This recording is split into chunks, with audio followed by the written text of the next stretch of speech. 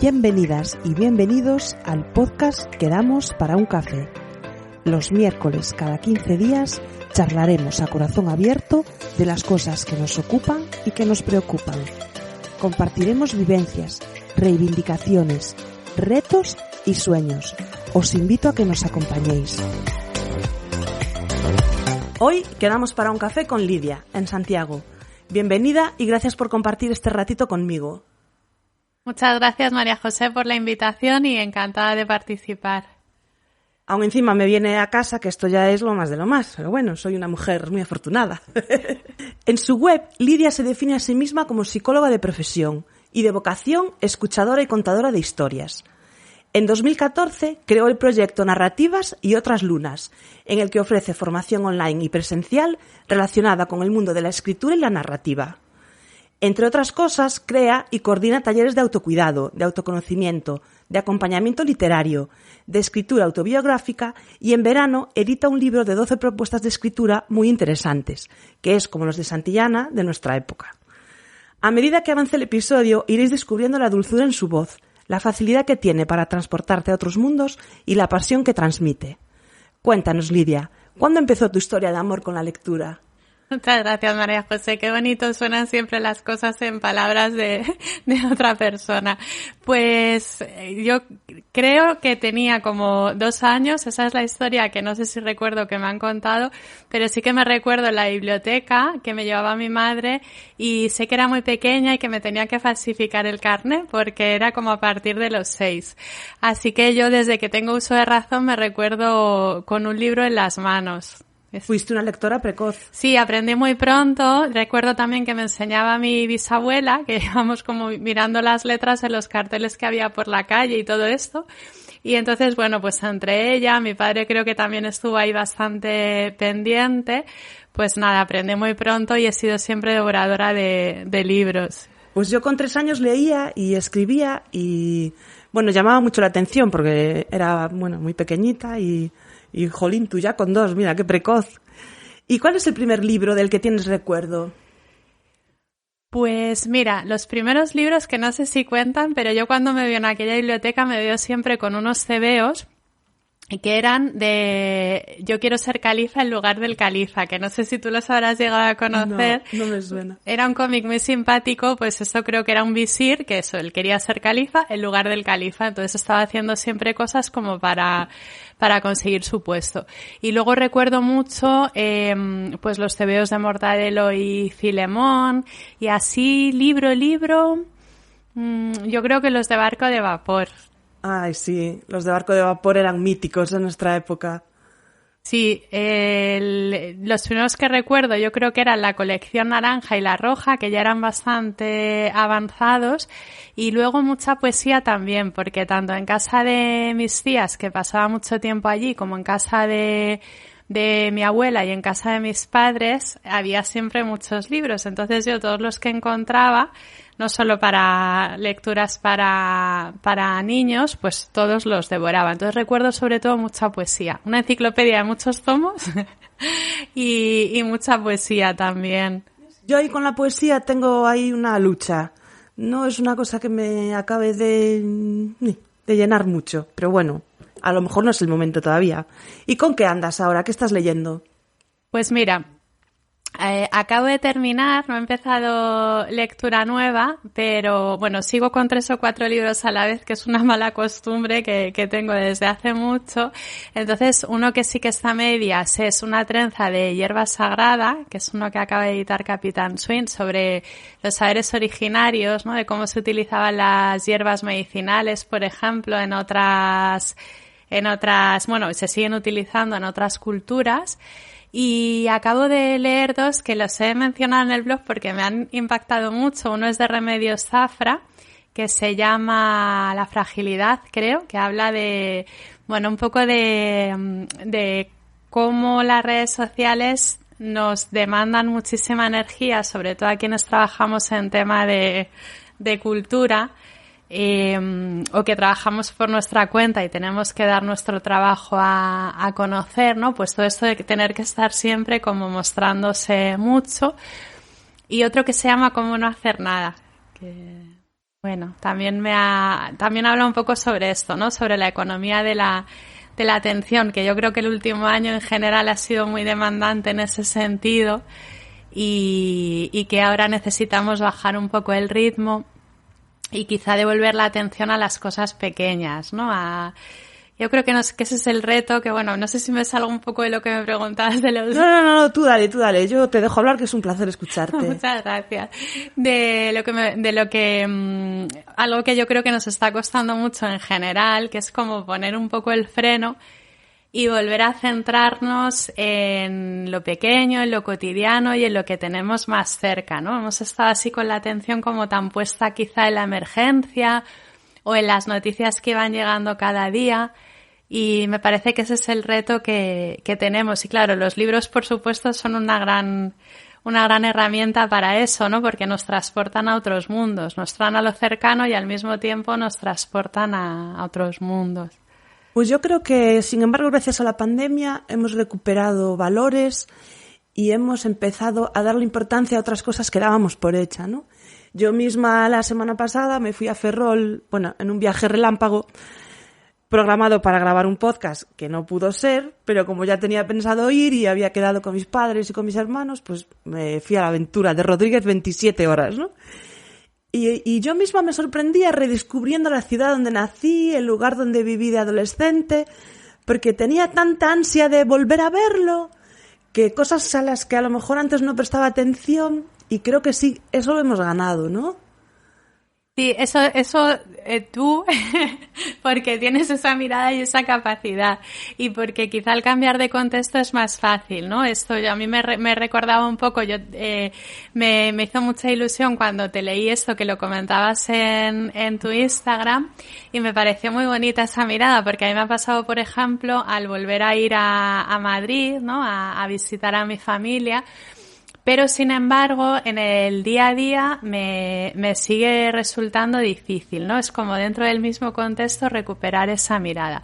Pero sí, estoy de acuerdo contigo en que nos ha servido para valorar mucho más justo eso, ¿no? Tanto lo cercano como lo que hasta ahora teníamos al lado de casa y nos parecía que iba a estar siempre accesible, y ha dejado de estarlo. Y claro, yo creo que hay sobre todo la relación con las personas también, no solo con el entorno, sino con las personas. Sí, yo creo que también hemos reorganizado y priorizado gente, ¿no? Personas.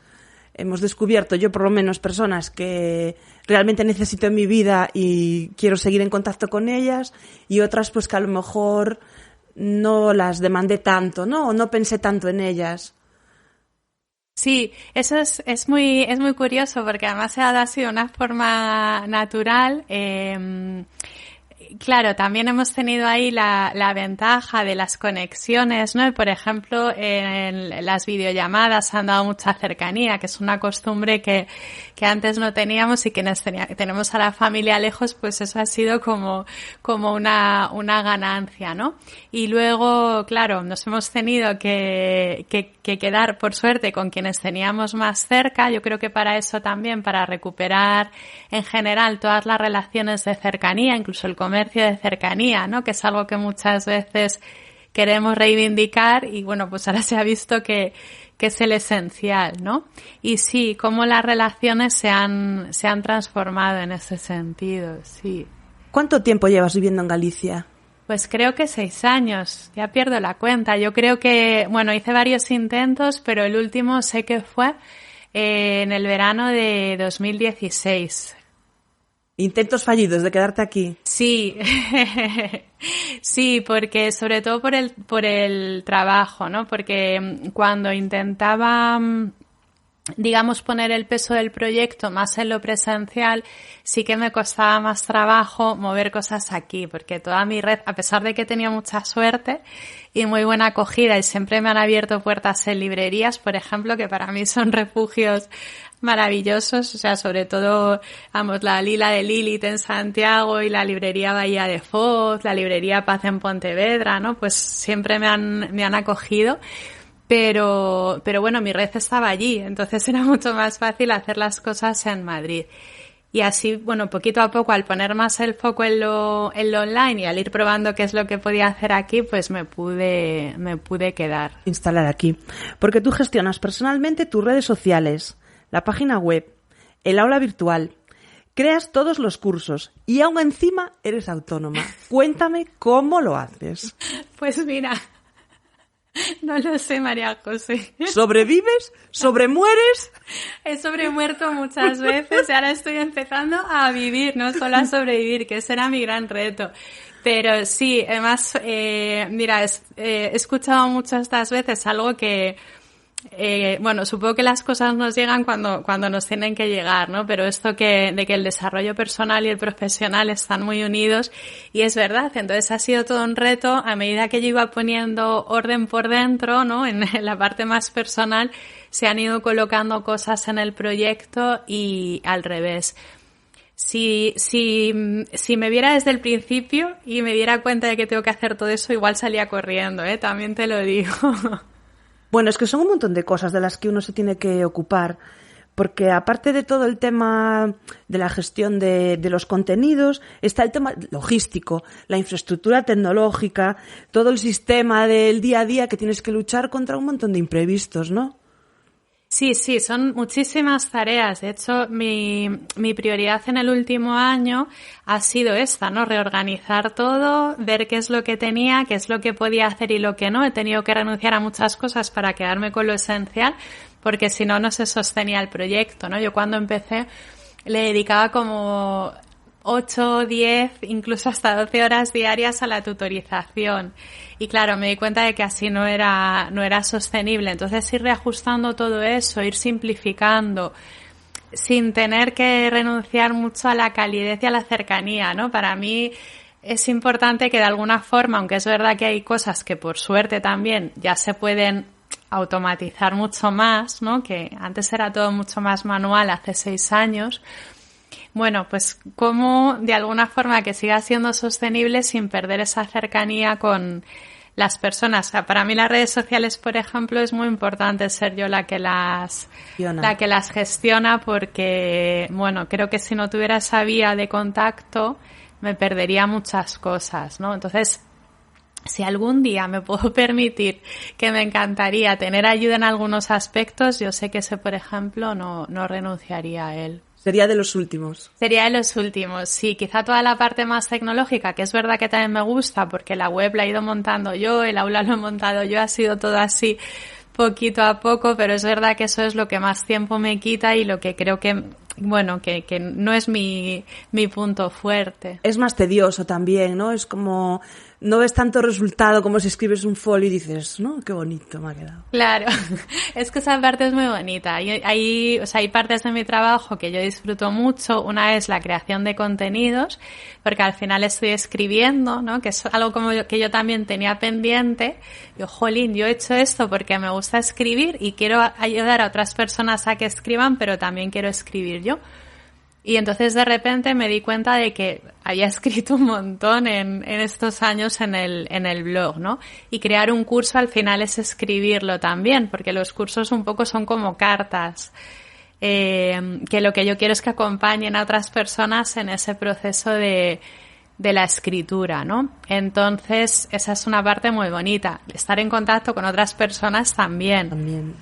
¿Y escribes desde pequeña? Sí, o sea, es algo que pues hace poco encontró mi madre una novela en casa que había encuadernado y todo muy pequeñita, pero con sus fotos, su portada, no sé qué sería con 8 o 9 años. Y sí, he escrito, no desde que leo, pero sí que desde siempre. Pero sí he tenido mucho pudor y mucha vergüenza a compartir o a sentir que lo que yo escribía era valioso. Y desde ahí, claro, también eso es un motor importante del proyecto, ¿no? Que otras personas no tengan esa vergüenza. Ya, porque de alguna manera tenías miedo del juicio de los demás o ¿O era pudor simplemente? Uy, yo creo que era algo como muy profundo que tiene que ver con la visibilidad, que en el caso de las mujeres es todavía más se agudiza más, ¿no? Pues con ¿quién soy yo para decir algo? O sea, además, fíjate que yo tengo 44 años. Y en mi infancia y en mi adolescencia las referencias eran hombres en la literatura, ¿no? Había muy poquitas mujeres. Y entonces yo creo que eso también influía, ¿no? Como, bueno, no sé, no había referentes se suman muchas cosas ahí, ¿no? Pero yo creo que es algo muy, muy ligado al género. Pues a mí me pareces una persona súper dulce y con una sabiduría como antigua o ancestral, ¿no? Que no me salía la palabra.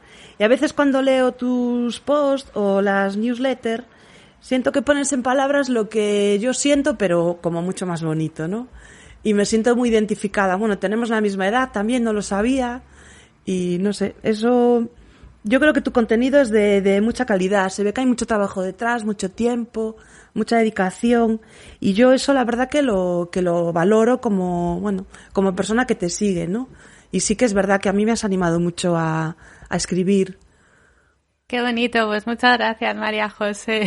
No sé si recuerdas un día en La Platanera que presentabas un cuaderno de verano, si no recuerdo mal, y estábamos hablando sobre ser escritor, no ser escritor, la importancia de vender, de no vender, y yo saqué ahí mi lanza de defensa de que el que escribe es escritor, independientemente de que vendas un libro o 1000 libros, ¿no?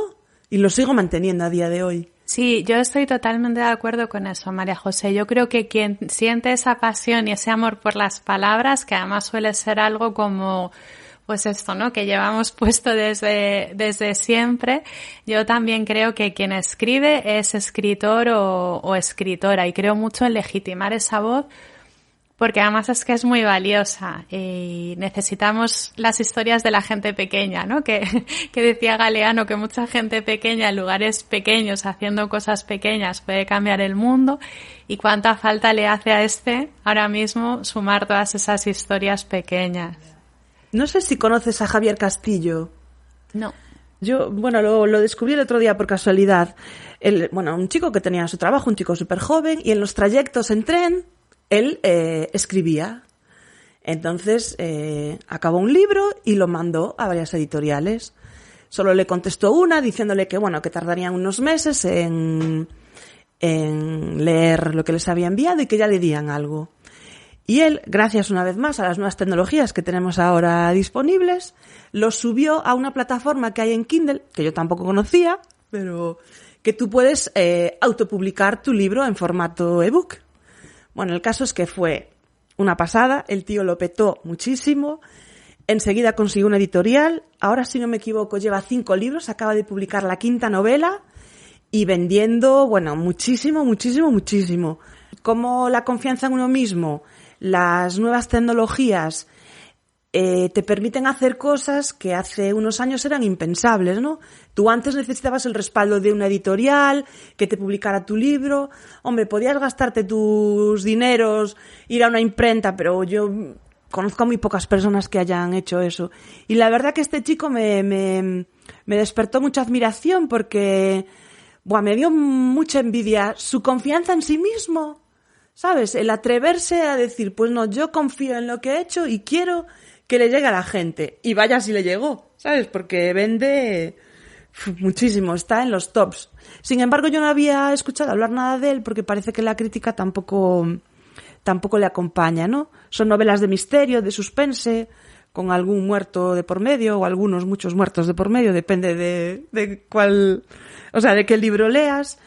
Y sin embargo, el público está volcado a tope con él y me parece una historia muy, muy interesante. Bueno, ahora quería ir a una comunidad de escritura online que creaste recientemente y que se llama El Refugio, en la que, se reúne gente con intereses comunes, ¿no? Para escribir. Cuéntanos un poco, ¿cómo se te ocurrió la idea? Pues mira, la primera comunidad que yo creé, que es como un poco la base de esta, yo creo que fue en 2017, al poquito de empezar con el proyecto, porque, bueno, había personas que habían hecho algún taller y querían como seguir un poquito más de tiempo, tener más seguimiento por mi parte. Y entonces estuvimos, yo creo que casi 2 años, llegamos a sacar una recopilación con los textos del taller. Nada, en PDF, una cosa así muy casera, pero bueno, que tuvimos hasta esa posibilidad, ¿no? Y bueno, de repente se quedaron muy poquitas personas y yo la tuve que cerrar porque también requería mucha atención por mi parte, ¿no? Fue ese momento de, bueno, no puedo con todo y tengo que renunciar a algunas cosas. Y era algo que yo llevaba tiempo intentando retomar, haciendo diferentes experimentos. Y de repente, bueno, pues yo creo que el confinamiento, lo que decíamos antes, ¿no? Ha sido una oportunidad como para resituar muchas cosas y para mí fue clave tener como otras comunidades, otros espacios en los que poder apoyarme y al mismo tiempo la sensación de que yo tenía algo que ofrecer desde narrativas y otras lunas, ¿no? A mí me encanta lo que hago, pero siempre había tenido esa sensación un poco de la que hablábamos antes, como de, bueno, esto realmente es útil, sirve para algo, estas cosas, ¿no? El run run de la inseguridad. Y claro, de repente ahí pues ya vi claramente que sí, ¿no? Que sí, o sea, ya no es que me lo dijeran, que otras personas me dijeran que les gustaba, sino que yo vi que eso tenía un sentido, ¿no? El poder acompañarnos en la escritura, y entonces de ahí nació un poco la idea de el refugio. El refugio, pues no sé, porque yo lo sentía así y bueno, esta imagen de la cabaña en el bosque yo la tengo como muy asociada a la escritura, ¿no? Entonces pensé, si esto fuera un lugar físico, ¿cómo sería? Yo me imaginaba, pues eso, pues una cabaña en la que cada una de las personas que estábamos allí, bueno, pues a lo largo del día, pues saldríamos, iríamos, daríamos un paseo, haríamos lo que quisiéramos y luego, pues al atardecer nos juntaríamos, también un poco como se hacía antiguamente, o como cuentan los cuentos que se hacían en las posadas, ¿no? Juntarse así alrededor del fuego a contar las historias. Entonces, básicamente consiste en eso, en juntarse en un lugar común e intercambiar historias. Sí, tenemos un encuentro mensual que bueno, que a mí me gusta mucho también, ¿no? Porque es una forma desde diferente. Claro, lo bueno del online es que nos encontramos desde diferentes puntos de la geografía, ¿no? Es como hay algunas que están en Madrid, otras están en Euskadi, otras están en el Pirineo, en un pueblo perdido. Entonces, bueno, eso ya es mucha riqueza, ¿no? Y ahí, bueno, pues comentamos un poco cómo nos ha ido con la escritura a lo largo de todo el mes, y luego tenemos un aula virtual que hay una serie de recursos para escribir con diferentes niveles, porque yo no quería que fuera la típica comunidad o el típico sitio al que tú vas y hay tantísimas cosas que no sabes por dónde empezar, ¿no? Entonces, bueno, intento que haya un poco de equilibrio en ese sentido, y también envío una propuesta nueva de escritura cada 15 días. Entonces la idea es tener ahí como una excusa, ¿no? Y un apoyo para escribir, pero que no sea demasiado exigente. Y ahora mismo hay más de 20 personas, con lo cual sí que hay una comunidad de verdad, ¿no? O sea, sí que la gente pues comparte lo que escribe, pues hay una de las mujeres, por ejemplo, que participa en una compañía de teatro y tenía un espectáculo nuevo, entonces nos ha ido contando y nos ha hecho partícipes del proceso de creación, ¿no? Nos acompañamos en la creación en general.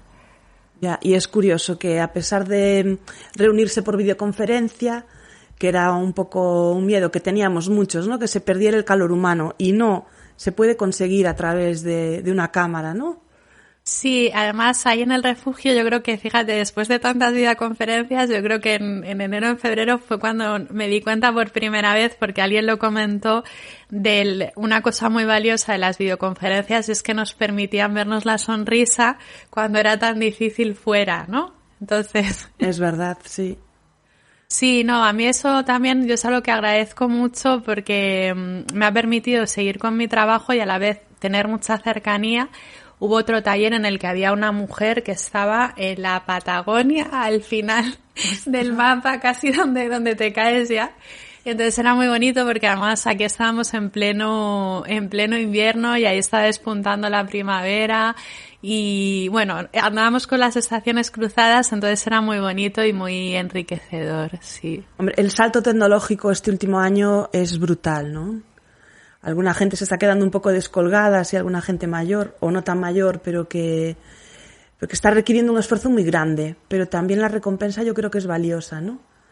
Claro, yo creo que hay el reto que tenemos como sociedad y que tienen las administraciones es que nadie se queda atrás con esto, ¿no? Sobre todo, pues a mí me da mucha rabia, por ejemplo, las personas mayores con el tema de los bancos, que les quieran quitar la presencialidad.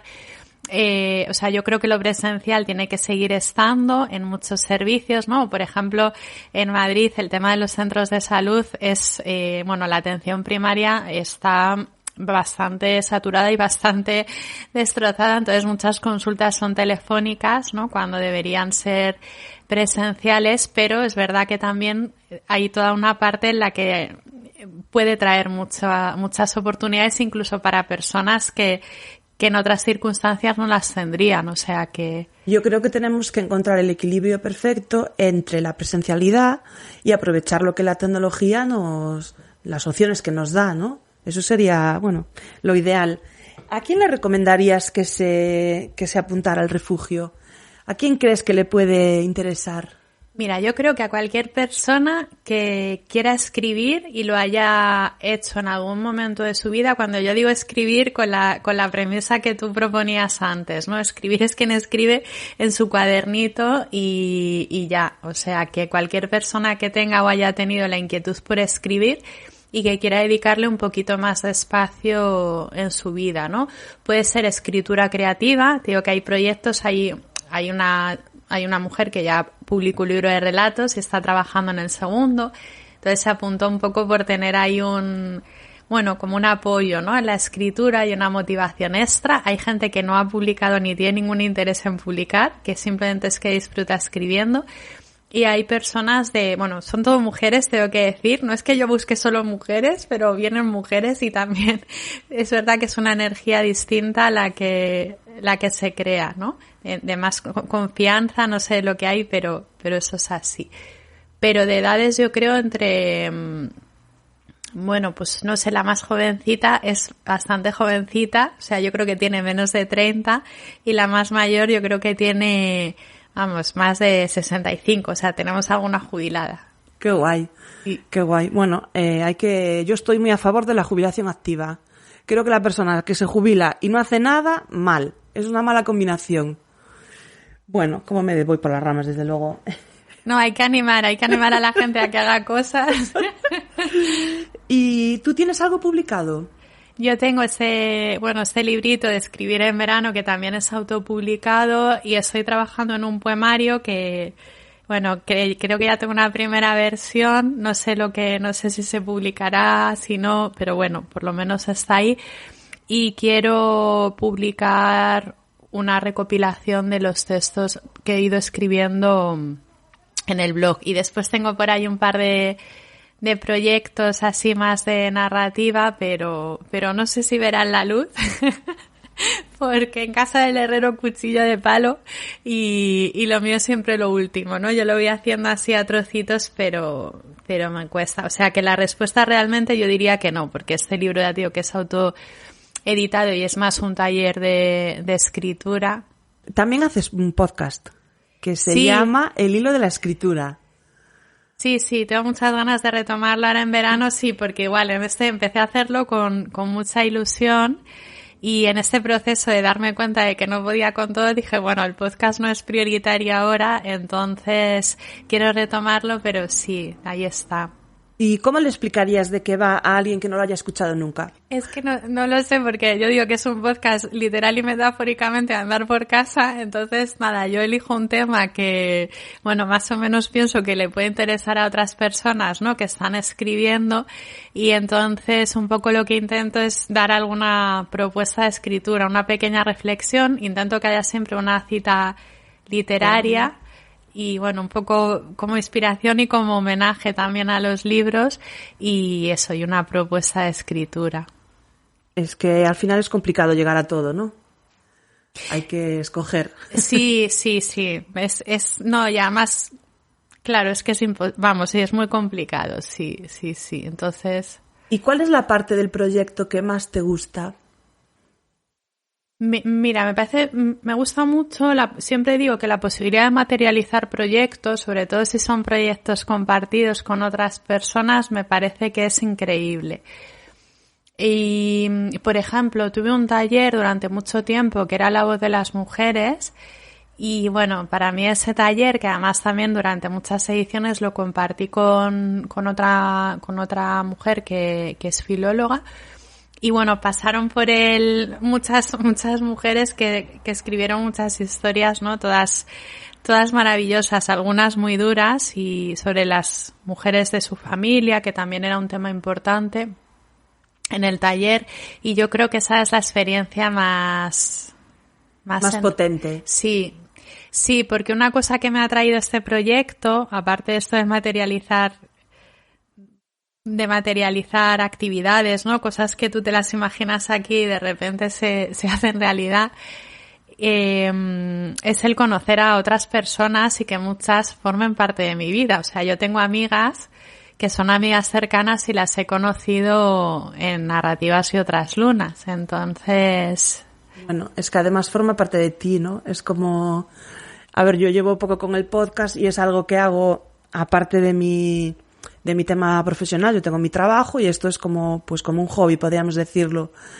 Pero el amor que le llegas a coger a algo que tú haces desde la nada, no me puedo imaginar lo que sentirás tú por tu proyecto, ¿no? Porque son muchos años peleando. Y aparte tienes, tendríamos que decir aquí, por si te quieren buscar, en redes sociales como Narrativas y otras lunas, ¿no? Sí. En Facebook, Instagram. En Twitter, que yo lo uso mucho. En Twitter tengo 2 cuentas, una es Narrativas y otra es otras lunas, que es me estoy mudando. Y después la web también se llama Narrativas y otras lunas. Y el blog, porque tienes varios, no sé muy bien. El blog está ahí también, está en Narrativas y otras lunas, sí. Pensé que era independiente. No, hay un blog que está ahora parado también y que en algún momento habrá que retomarlo, que está lleno de colaboraciones de personas que han pasado por los talleres y se han animado a publicar algo. Pero ahora mismo la verdad es que no sé si está enlazado desde Narrativas o no. Ya, es que hay mucho contenido en tu página y un montón de cosas. Bueno, pues ya sabéis, echaros un vistazo por allí si os interesa, que algo jugoso encontraréis seguro. ¿Con quién te tomarías un café? A ver, que yo soy muy lenta, para pensar. Pues piensa. Yo siempre digo que soy del siglo XX, por eso me quedé ahí atrás. ¿Con quién? Mira, me tomaría un café con Marina Garcés, por ejemplo, muy, muy a gusto. Sí, es una persona con la que me gustaría mucho charlar. ¿La conoces personalmente o...? No, es una filósofa que descubrí hace unos años y, bueno, me gusta mucho cómo escribe, porque además ella también tiene como mucho amor por la palabra, ¿no? Entonces combina la filosofía con... un poco la filosofía como acción, no solamente como acción social y política, no solo como algo teórico, y a la vez pues toda esta parte de la importancia de las palabras. Entonces me encantaría charlar con ellas. Es que encontrar la palabra exacta en el momento adecuado es una virtud que no tiene mucha gente, ¿no? A veces te dicen algo en un momento crucial que marca el resto, ¿no? Claro, yo creo que por eso escribo, María José, porque ya ves que yo en las habladas soy un poco más, ya te digo, me cuesta más encontrar la palabra justa, entonces la escritura me permite eso, ¿no? El encontrarla, y sí, me parece que creo que es un don y una virtud, y es algo que creo que se puede aprender y que se puede entrenar, sí. ¿Y tú normalmente escribes con papel y boli o lápiz o en ordenador? Con papel y boli. Durante mucho tiempo escribí en ordenador, o sea, cuando también va por etapas, ¿no? Durante mucho tiempo me centré más en la escritura creativa, en los relatos, que es un género que me gusta mucho, pero últimamente estoy más en la escritura personal, eso, en la poesía, o en escribir lo que me ha pasado en el día, o incluso en la autobiografía, bueno, en lo biográfico, ¿no? En los recuerdos de la infancia. Y en esto claramente en papel y boli, sí. ¿Y quién es la última persona con la que te tomaste un café? Pues probablemente mi hermana. Probablemente mi hermana. Bueno, le mandamos un beso a tu hermana desde aquí, que tenemos ahí un proyecto también con ella. Al final la voy a liar un día para el podcast, ya verás. Sí, seguro. La tienes que liar para que... Porque ella, si hablamos de mujeres que hacen muchas cosas y que son autónomas y no sé cómo llegan, ella es un claro ejemplo. Totalmente. No sé cómo le da la vida, la verdad. Bueno, ¿hay alguna cosita más que te gustaría añadir? ¿Algo que no hayamos comentado? Pues creo que no, que hemos hecho un repaso muy interesante y muy enriquecedor también, ¿no? Porque yo siempre, una cosa que creo que tiene la escritura, sobre todo la escritura compartida, es que somos espejos, ¿no? De una forma. Entonces, creo que es muy enriquecedor tener la oportunidad de charlar con alguien que de alguna forma te devuelve una parte de lo que tú eres o de lo que tú haces y no ves. Así que muy agradecida, María José. Y nada, que te seguiré escuchando porque creo que también estás haciendo ahí una labor muy poderosa, ¿no? De acompañarnos a las mujeres. Yo no sé si esto está en en tus estatutos, pero bueno, esta parte también de visibilizar, ¿no? El trabajo y la potencia de las mujeres me parece que es necesaria. Hombre, yo mi idea no era hacerlo solo para público femenino, aunque por las estadísticas de escuchas el 85% son mujeres y el 15% son hombres. Pero bueno, de momento solo han venido mujeres, aunque tengo a un hombre invitado que todavía se lo está pensando y me encantaría que viniera. No voy a decir nada por si no quiere venir, no comprometerlo, pero para mí está siendo como un ejercicio también personal de desarrollo, de exponer un poco mi vulnerabilidad. Es como que llevo mucho tiempo negando cosas y tapando cosas, no sé cómo explicarlo. Y ahora quiero que quede claro que estoy aquí y que tengo cosas que decir. Si le interesan a mucha gente, estupendo. Si le interesan a dos, yo sé que mi marido me va a escuchar siempre. Entonces, con eso me conformo. Y yo creo que a medida que uno se abre y se expone tal cual es, pues consigue que un poco la gente de su entorno haga lo mismo, ¿no? Y bueno, se dan conversaciones muy enriquecedoras y yo creo que tenemos que atrevernos a ser, ¿no? Lo que queremos ser realmente. Totalmente de acuerdo y lo has explicado muy bien, porque en ese verte tú y desde ahí poder mostrarte también permites que otras hagamos lo mismo, ¿no? Que otras personas hagamos lo mismo. Así que enhorabuena y que sean muchísimos más. Pues esperemos que sí, que sean muchos. Quería terminar con una frase de tu manifiesto que me encanta. Y dice así: los cuentos y las leyendas nos ayudan a entender el mundo interior y exterior, a darle un sentido o aceptar que en determinados momentos no lo tiene. Muchas gracias, Lidia. Muchas gracias a ti, María José, un placer. Y a vosotros y vosotras que nos escucháis, muchas gracias. Hasta pronto.